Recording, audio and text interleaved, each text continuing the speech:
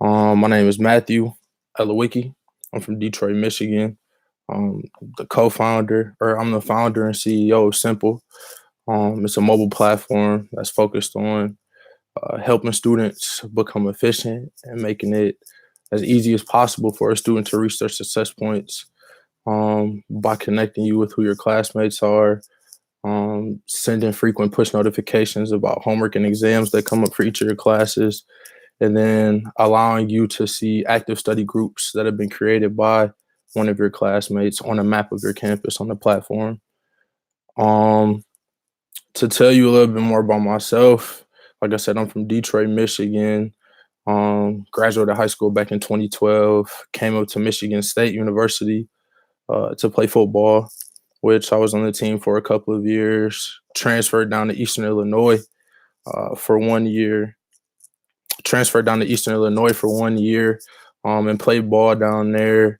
Um, I like to call that one of the most trying times, one of the most trying years of my life that ultimately led me to, stop playing football, which was my passion at the time. And then, pick up business and try the challenge of creating one from the ground up. Um, and so Simple, my platform, I started it my junior year in college, and this is actually my first year being able to do it full time. And so, yeah, that piece has been great. I've been able to go through an accelerated program in GSV Labs out in Silicon Valley. That was a really good experience. They talked about everything from business development to finding particular mentors. Mine came from Google. He's an employee at Google, which is another company that we work with. I guess I should say at the point of joining the GSV Labs Accelerator, we got our first investment from them, and so that was a really good experience, and there were a lot of lessons that came from it, just like with everything else in my entrepreneurial journey. Um, Last school year, we launched the platform at Michigan State University in the form of a beta.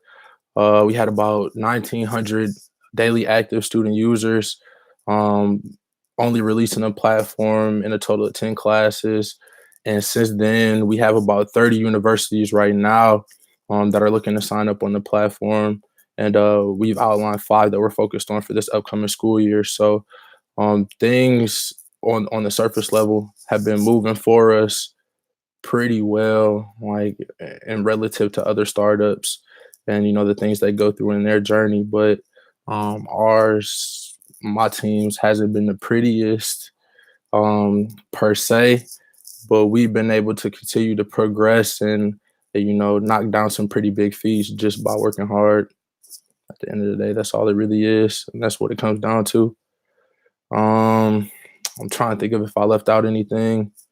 We've been all over like the country. South by Southwest, we were featured down there last year. The Collision Conference last year and this year, and then I'll be headed out to Boston in this month. I'll be featured at the Forbes 30 Under 30 Summit, where I'll be able to present Simple in front of the large crowd. So that's another, I guess, milestone per se to knock off. Um, yeah, if there's anything.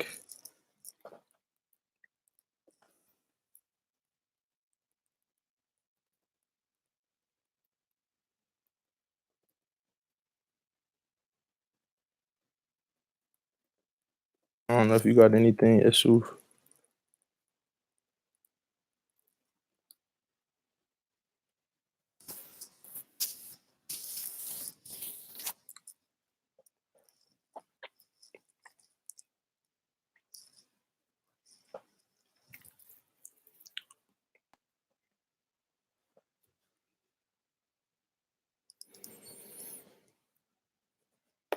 Um, yeah, so my experience with GSV Labs was ultimately a good one. Coming where I'm from in Detroit, Michigan, there isn't really one person or program per se that you can turn to that'll help you. Like if you have an idea for an app or any kind of business, really, And so for GSV Labs, that's kind of what it was for me. At the point in going out there last year, I personally felt like, I was so far along or further along than what I actually was. And at the point of me sitting down with some people who've actually been through the entrepreneurial journey, I learned that there's a lot of like thought and action that goes into the process of building the company before actually launching it. And so they brought me all the way back to square one, helped me understand the problem that I was solving with my platform, how simple is a solution for students, and then really focused on honing in the skill of being able to talk about it to different types of people, being able to present it in like a storytelling way, so that people can pick up on the highlights of the platform, the features of the platform, and see how it's a benefit that it is.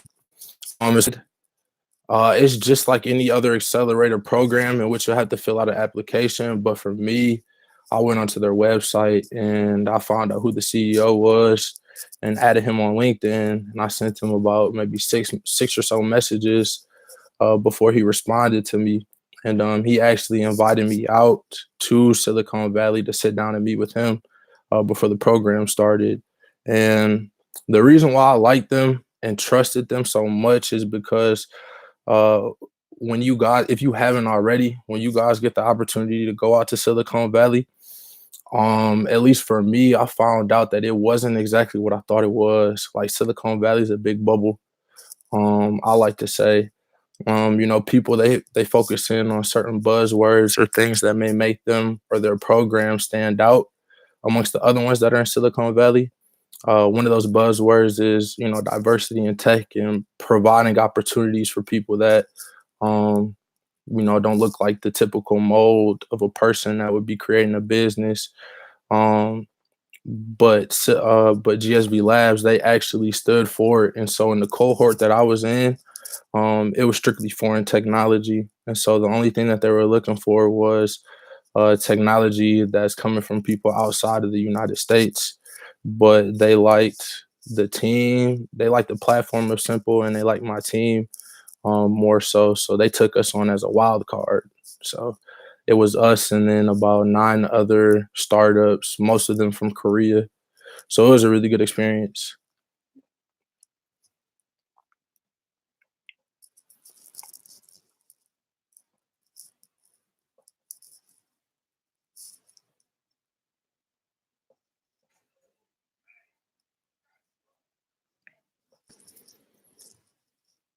Hmm. A lot of different things, really. But I think the thing that really kicked it off for me was I'm somebody I always have to be doing something. Like I have to be doing something that I feel like makes sense and is gonna lead me in my life somewhere. And so for me, coming up to college, football is that thing that could, create that. I don't want to say fairy tale life, but like create that life with no, I don't want to say no issues either, but just create that good life for me and my family and everything. And so at the point of me having to put football down and me not being able to play anymore, I had to fill that void with something else because school was never my strong suit.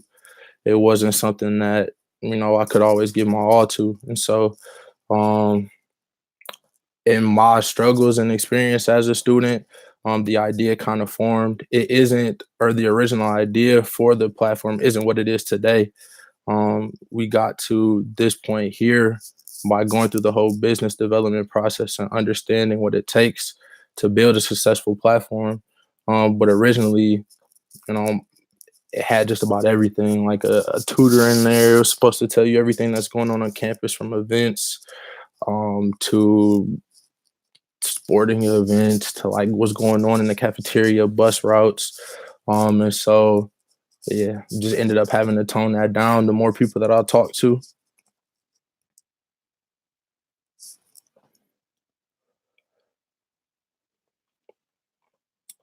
the story behind it. Let me see, it'll be on the floor, 30. Do you mean the story behind like getting into it or getting invited to it, or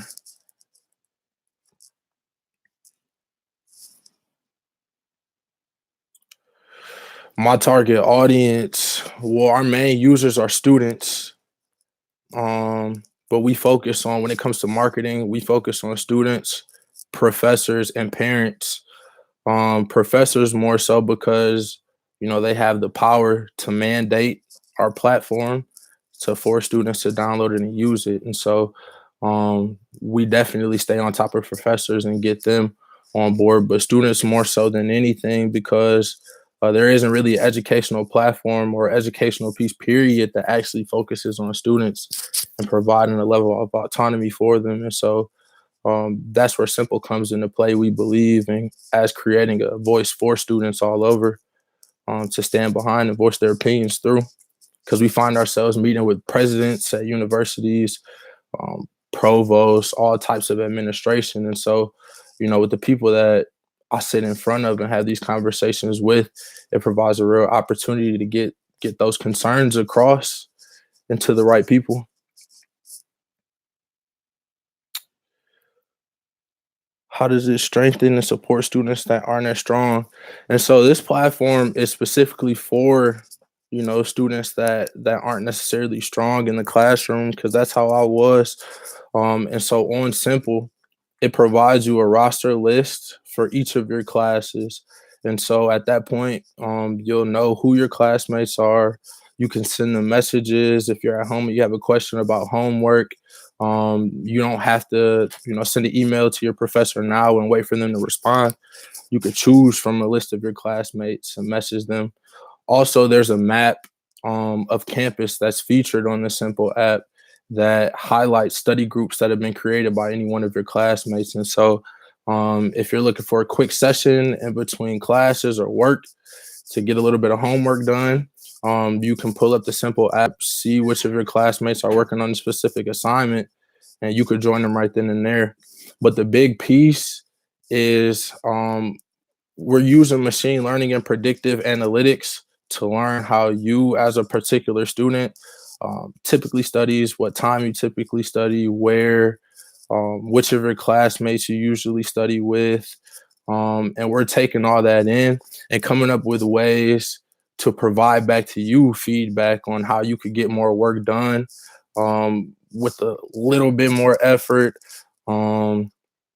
Getting in front of you study groups that you can join. If you typically study on a Tuesday at 6, but one of your classmates is studying, at 2 to get a homework assignment done, we could let you know that. And then, if you have time allotted, then you can get that assignment done. And so ultimately, it's just, we know that college is hard, especially in trying to balance going to class and work or sports if you're an athlete. And so instead of all of these other educational companies that, think that they're providing ways um, to make us students more successful, I guess that's what they're trying to do, like D2L and Blackboard, and allowing us to take our homework and exams online. I guess that's cool, but what we do is focus on actual student success points and offering up ways in which we can help you get that better grade or just help you survive the semester, the easiest way possible for you, without having to sacrifice work or anything else that's important in your life. Um, oh, for the Force thing, so they, I don't know, I guess I was nominated and then they reached out, and then just looking at the Simple, just in looking at what we created and where we came from, I guess that was enough to capture their attention. Like in over here in Michigan, tech's not prominent, and at this point in time, literally like in Detroit, they're trying to mirror what they think Silicon Valley looks like. And so in those business people in Detroit's heads, I guess they think that they're heading towards some type of progress point. But whenever I'm out in Silicon Valley and I tell them about what's going on in Detroit, they almost think that it's a joke. Like there's no way possible that um, we could get to that point or wherever they are. And so I guess just that piece of my story and being from the Midwest and creating an educational platform built around social learning and just sticking behind it for so long was enough to attract their attention. How'd you go about creating your? So creating the MVP was a process in itself. I've been through a few groups of engineers. Um, One of the hardest things is getting the resources that we feel like we need at the time that we need them.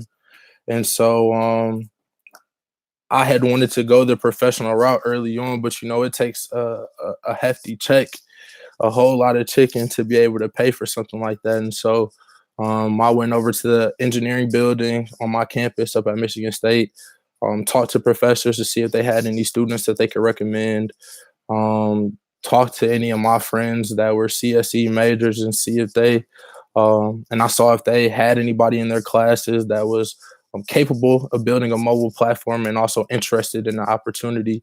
And so,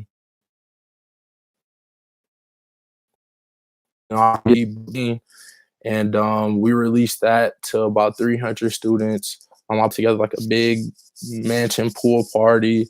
Had shuttle buses that took students from campus out to the house and then back to campus. And there, we just had a good time. And I was able to get about 300 student users to just click on it, try and break it and whatnot. And the thing is, every time that I've been able to get some engineers and get a testable version, at the point of me getting the platform from them, I lose my engineers. I've lost my engineers. And so um, just just having a plan, I guess, per se, and taking the time to actually, plan out what it is that you want, your marketing and everything, and how you plan on getting it in front of, your target market is very important, because one thing that you'll learn in this journey is everybody is not reliable. Everybody that you work with isn't going to stick through it with you. And so you have to be strong enough to not need to rely on anybody else in order to make it happen. Um, and then as far as getting the resources, it really just comes down to talking to people. So like going to as many entrepreneurial events as you can, um, and really just talking to people about what you're working on. I know one of the common misconceptions is that, if you have an idea early on, don't tell anybody or don't talk about it out of fear of your idea being taken or stolen, which of course you should be smart about it. But I mean, the only way to get what you need in order to grow your company is to talk to people. So don't shy away from that. Plans to incorporate lay students diagnosed with learning disabilities. Yes. Actually, one of the first colleges like within Michigan State University that reached out to us, is called the RCPD program, and they focus specifically on students with learning disabilities. And so we definitely, I can't remember exactly what it's called. I believe it's YCAG 2.0. That our platform is certified for people with disabilities, as far as dyslexia, like you said, learning disabilities, and even physical ones like blind and hard of hearing. Um, how'd you get started with machine learning? Where'd you get the data to populate the learning? So I mean, as far as the data goes, we started collecting it with our beta version, our first one. And so just over about a year and a half's time, we have that much data. And then as far as getting started with machine learning, um, it actually worked out kind of crazy in GSV Labs the same time that I was going through it. There's another startup there that's focused on machine learning. And so I was able to literally just walk over to their office setup and just talk to them, share some ideas, and we began working together. On the market side, your target. As far as marketing goes, that's honestly probably the most fun piece about it for me, especially with them being college students, marketing to college students. We use mainly social media and online. So Instagram is probably one that we use the most. Instagram, Facebook, and LinkedIn. Actually, for a while we were taking advantage of YouTube and putting up videos, which you can still go on to our Sympl YouTube page and see. the vlog series that we had started that kind of took us through the first bit. You can actually see when we were working with Google, working with GSV Labs for a little bit on there. Um, but yeah, word of mouth, getting onto the campus and actually talking to our target demographic is the thing that works the most for us, because I mean, when college students like this, they go and tell one of their classmates or their friends about it. So it's a big help. How you go about reaching out to these different campuses? A few different ways actually. And so if there's anybody that I know that's already on the campus as far as a student, I'll start with them, and then figure out what professors they have good relationships with or are still in contact with, and I'll have them connect me with that professor, and then I'll talk to that professor. They'll connect me with others in their college, and then from that point, if it makes sense, I'll talk to the dean or whoever's the head. How many total downloads and daily users do you have? So in total, we had just about 3,000. And then as far as daily active goes, it's a little bit over 1,900. The exact number, I don't know, but it's a little bit over 1,900 currently.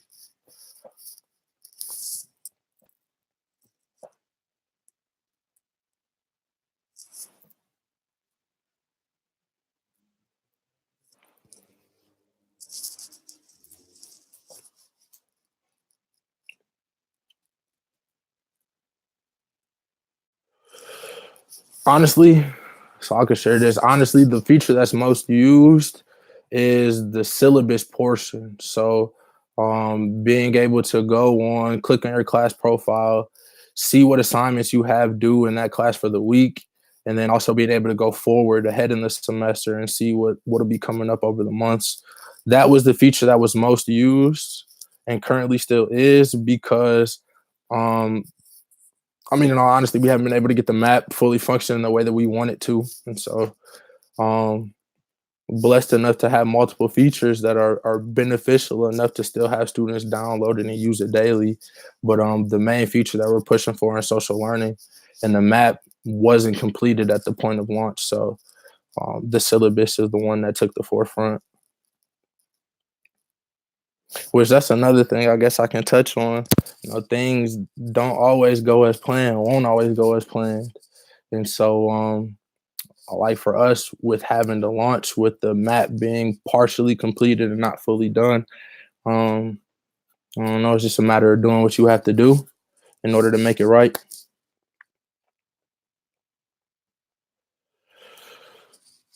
Uh, the most difficult aspect of the journey, mm, putting the team together and then trusting people, you know, to work and do what's needed for the betterment of the company and the team. That's the most difficult journey. Like if you're somebody that's in my position as the founder and the one, you know, that had the vision for the company, then you'll find that you might be the most enthused. You might be the one that bought in the most, believe the most. So you'll be willing to sacrifice the most. You know, that's hard. That's a difficult reality to come to terms with, especially in times when, you know, it's time for you to step up and sacrifice. You know, you might find yourself looking around for somebody else that'll, you know, feel the same or chip in with you, and they might not be there. And so, um, like I said, you got to do what you have to do and keep going.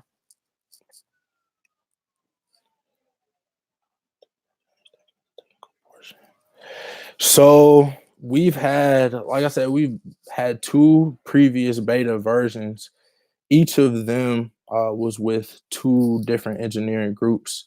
So with the first one that we launched in 2016, started developing in June, and it wasn't until about middle of September, that we were able to launch that version of the beta. And it was broken. Like it was broken. The beta was good, I say, because we got good feedback from it, but the actual tech was terrible. But with the second version that we launched last school year up here at Michigan State, the tech was good. The map portion wasn't working fully like how we wanted it to, But those engineers began developing in February, and we launched the platform August, last week of August. Um, and yeah, they document as far as like an hourly breakdown and the work that they did. It was documented. Yeah, that much. How many collaborators do you currently? You mean as a team? How many collaborators? Um, and as far as funding goes, I've been able to secure to date around 70K. And that's just from, like I said, talking to people. Um, you just got to get out and talk to people. Really, you got to pull some type of emotion from them and like so that you actually care. And for me, I think it comes down to actually going through the experience, having some good times and having some bad times. Um, both of those will lead you to the point of being able to sit down in front of somebody and really be like, look, this is what I need, and this is why, need to go towards what happened. Once it go towards it, it took me a while to be able to, sit down in front of somebody I didn't know, or even somebody I did know, and be able to talk like that. But it's just all an experience, and the quicker that you get started, the quicker that you'll reach that point. And as far as collaborators on the team, right now I have it's maybe five of us in total. Would I outsource development? Um, I would. I would. I mean, if that means that, now I mean strictly for getting like the platform off of the ground, not for continuation. I wouldn't like outsource bug fixes and things like that. But as far as getting the platform built, I mean, I would, especially if I had the resources to do so. Um, yeah, I go hire a professional company that could get it done in a month, 2 months, pay them, get the platform, and then just find somebody that can help manage it beyond that point. We got about 5 minutes left.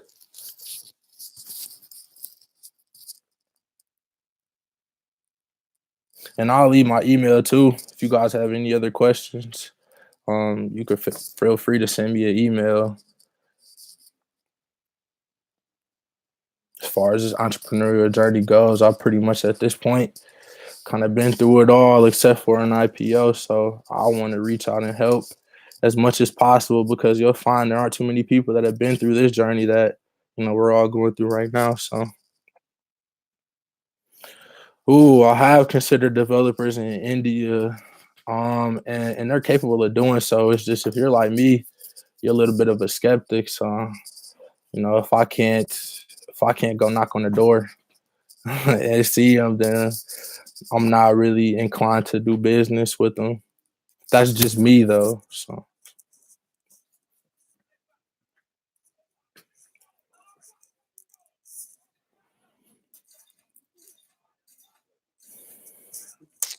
that's a great question. So I'm not sure if you guys are familiar with the platform called Remind, but one of my mentors and a person who's invested in me is the CEO or former CEO of Remind, the founder Brett Kopf. Just and being able to listen to his journey and the things that he went through to get it started and still the things that he goes through right now to keep it going. That's enough. That's more than enough knowledge in itself for me to learn from and to keep my own thing going. And so um, there are so many people out there that think that they know what we need or what we need to be doing as far as building a business. But until you sit down and talk to an actual, entrepreneur that has been through this journey, that you won't really begin to understand and be able to wrap your head around everything. So find somebody else on the same entrepreneurial journey that is where you're looking to go, and you'll be good. You'll be set. That'll take you further than money would, honestly. Are we still in beta? Yes, we are, and we'll be wrapping it up the end of this fall semester and launching a full platform in the spring. Which is another thing. I can keep it real with you. We were supposed to launch this fall, but I lost my developer again last minute, and so um, in order to make things right, I mean, we had to extend the beta, which isn't a bad thing. Some people may look at it as a bad thing, but I mean, for us, it's an opportunity to get it in front of more classes. We have more professors working with us, just about 150 right now, and this is still beta. And so it is what it is.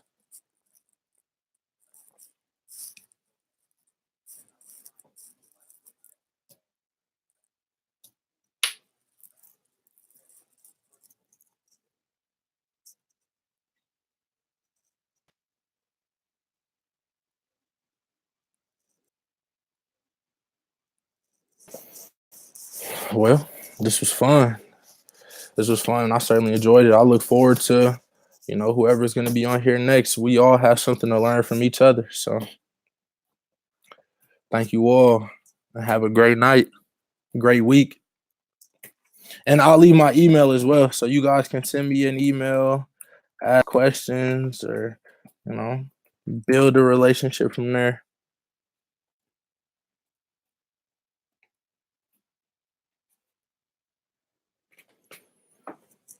Thank you.